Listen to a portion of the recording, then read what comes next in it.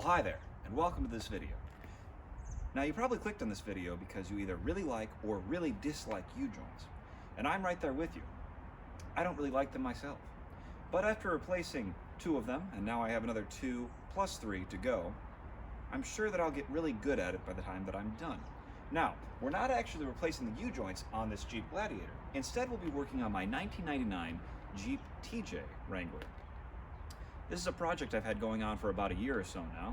I've had the entire frame restored with some welding that I picked up, and it's coming along pretty well. And now I'm moving on to the driveline phase. The driveline being the rear drive shaft, which we'll be covering today. Now, I want to start this off by saying I am not a service technician on vehicles. I am experienced in the service world of automotive, but I haven't done a lot of work myself, and this is my first project car. A little sad at the age of 24, but a good time to start regardless. So, please take everything I say with a grain of salt. Please don't be too critical, and give me some comments on how I can improve and how others can improve when they're doing the same job I'm going to be performing for you today. Thanks. Join time. Now, some of the less experienced viewers out there might ask, well, what the heck is a U-joint? Well, as you can see, this is a U-joint, or a universal joint. This allows the drive shaft, or on the Jeep Wrangler in the front axles, the axle shafts to pivot during suspension movement while delivering power to both the wheels, or in this case, the rear axle. Today we'll be working on the rear axle, specifically because I feel like it. Now, there's not much to be done. I did myself a favor really early in this project and already took out these clips here. But I took them out on this end first. So that's what we're going to start with. And I bet some of you are wondering, hey, how do you get these U-joint things out of there? Or put new ones in, for that matter? Well, let me tell you. You hit them with a hammer real hard. And we're going to be doing that with my vise and a hammer. Maybe a little bit of penetrant fluid as well. And once we're all done there, I'll be putting in these brand new Spicer U-joints to make sure that they turn out perfectly and we don't have any problems down the road. So as you can see here, we've got the drive shaft in the vise, and we're trying to get the caps of the U-joint to exit the yoke, right here, these ears of the drive shaft. We're trying to make the caps come off just like that. Now, when we get those caps off on both sides, here and on the bottom, we'll actually be able to take the drive shaft's U-joint completely out and then put the new one in. Then we'll have to attach it to the rear axle. Of course, we're going to have to do the other side before we do any of that. All right, so we've got our decent-sized hammer, and I've got a socket just to see if this thing's going to come right out easy. I'm going to guarantee you some camera shake, though, so I apologize in advance.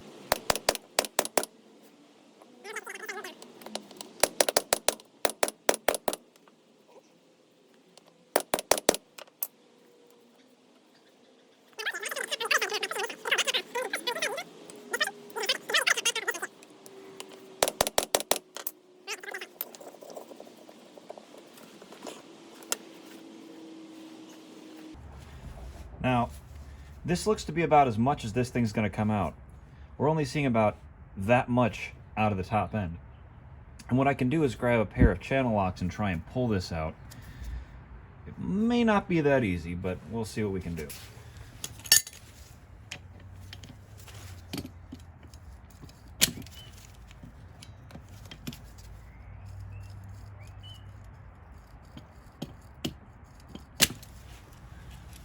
I think it's coming. Yeah, there it is.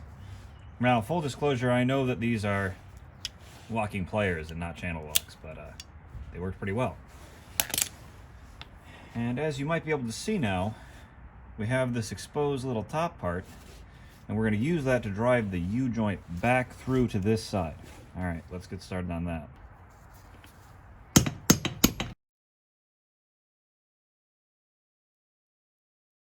And now we're going to flip the drive shaft back over and take a look at what we got. Same procedure. Oh, that looks a lot better than the other side. All right, Same trick as before. Just see if we can get a grip on it. Twist and pull. There we are. And there it is. And now we should just be able to theoretically get it right out.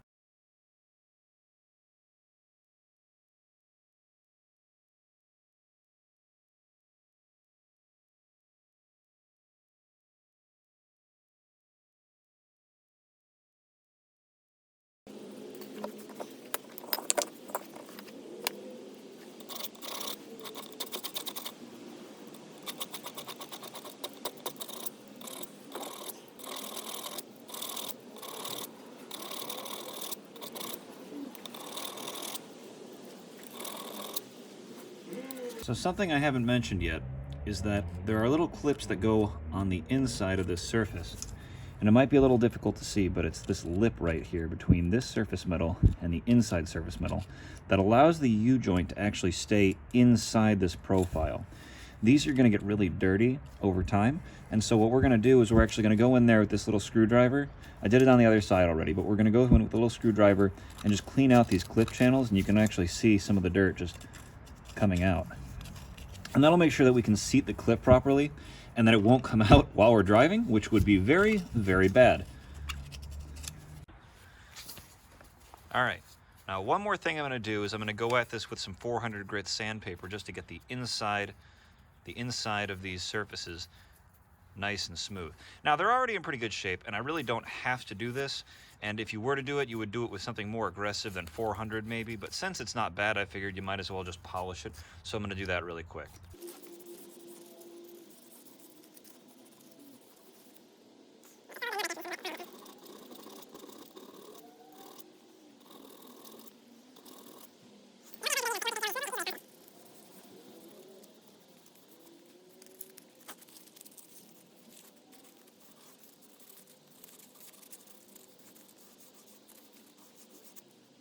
And now one more thing I'm going to do is I'm going to put some brake cleaner on this rag and just clean out the inside of these bores.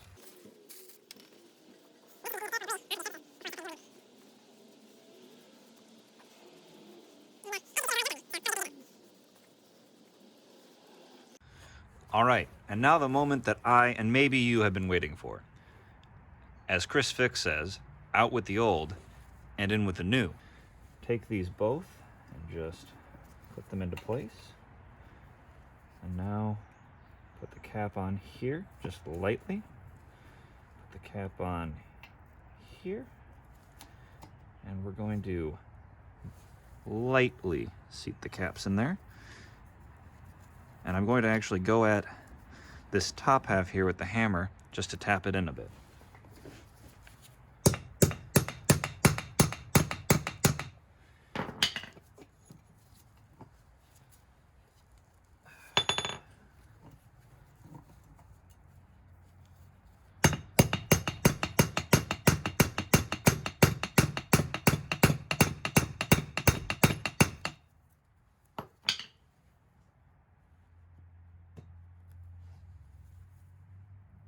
All right, now we got that partially seated. I'm going to flip it over and do the other side.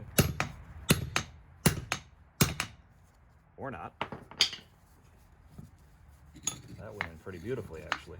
Maybe I'm just not going hard enough on this side.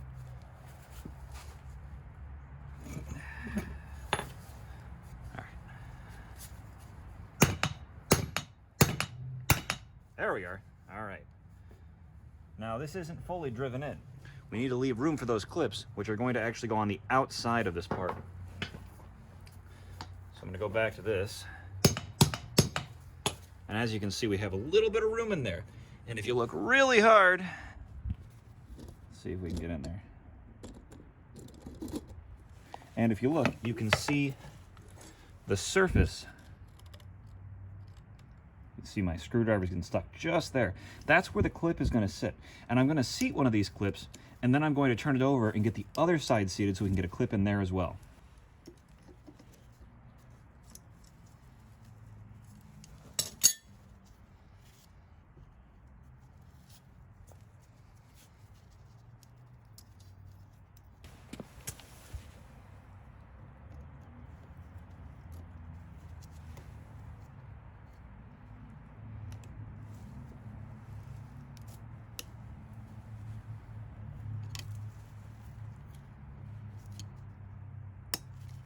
There we go.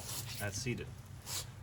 We're just going to check real quick, going around the edge with the screwdriver. Ah! Now it's seated.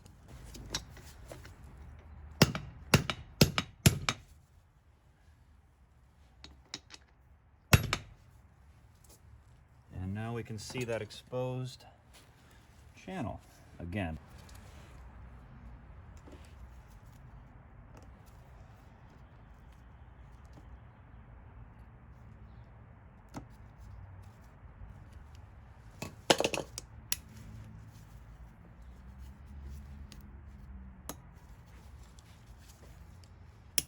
One more thing I wanted to point out. The U-joint is now seated, but it's a little difficult to turn. And this is something I've seen before where all you got to do is just tap the ears a couple times on both sides. And the U-joint loosens right up. And that's just kind of relieving some of this tension put on it. All right, so now we have the other side. And this is going to be a little tricky because we have to get these clips out first.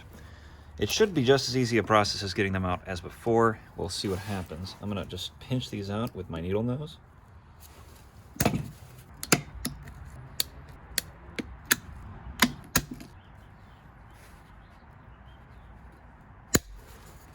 All right, and there's our clip. Now I just gotta do that 3 more times.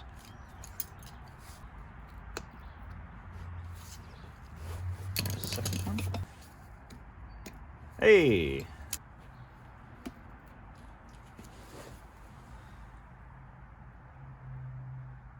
There it is.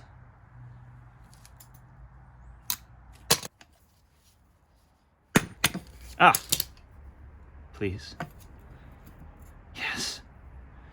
Yes! Okay. And there you have it.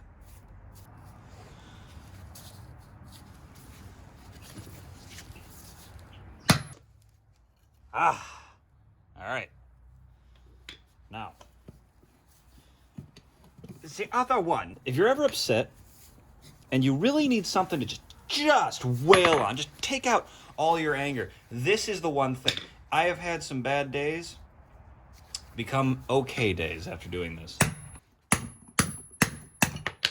Ah, there it is. There it is. All right, beautiful. So now we have both of the U-joints off. Now, I'm not going to talk through it, but I'm going to do the same cleaning procedure I did before. Check for burrs. I've already found 1, 2, 3. I'm going to clean out those channels, change some gloves, and come on back.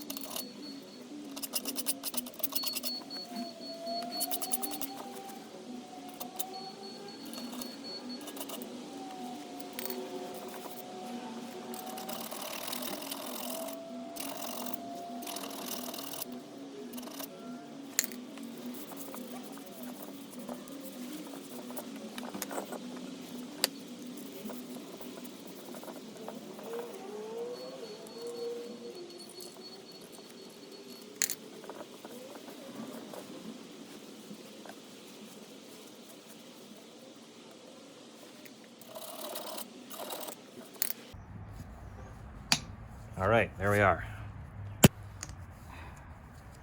There we go. All right, now we'll transition from the well-lit outside hammer area over to the dimly lit and awfully gross area where I'm going to be installing this piece.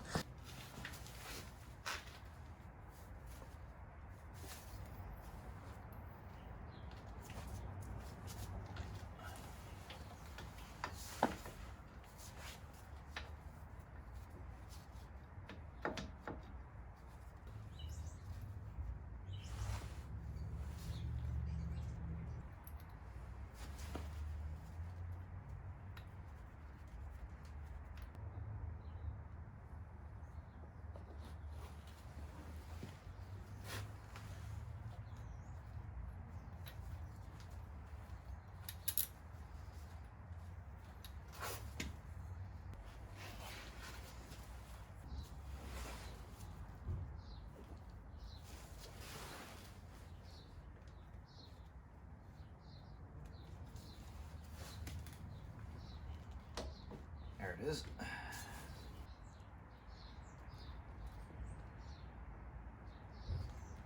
There it is.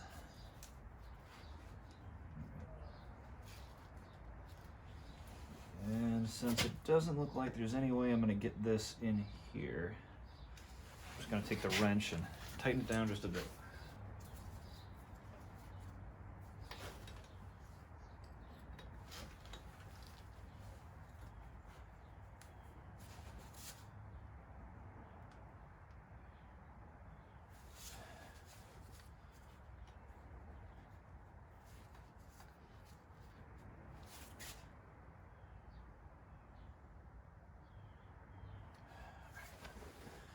Now, someone might be asking, hey, wait a minute, bud.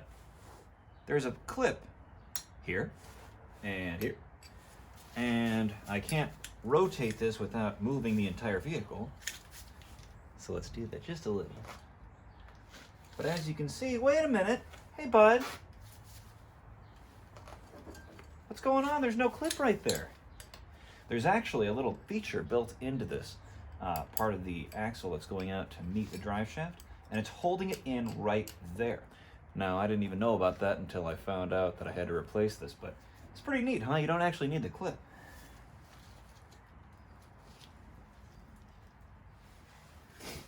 And now you can see this whole thing's one piece. As I move the vehicle, this drive shaft rotates into the transfer case, which is pretty cool.